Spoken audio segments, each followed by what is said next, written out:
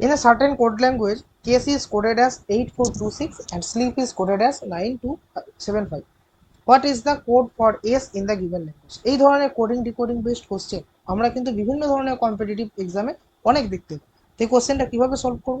First আমরা ওয়ার্ডটাকে নিয়ে নেব, দুটো word, CASE case and SLIP slip.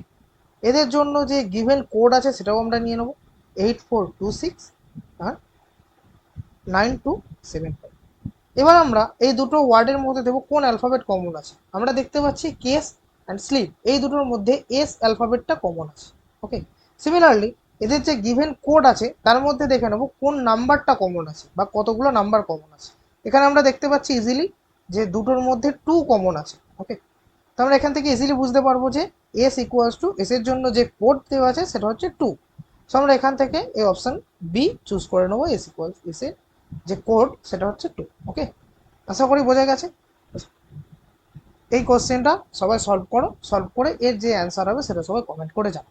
আর এই ধরনের কন্টেন্ট যদি তোমরা আরও পেতে চাও, তোমরা আমাদের নলেজ সেল ইউটিউব চ্যানেলটিকে ফলো করতে পারো। Thank you.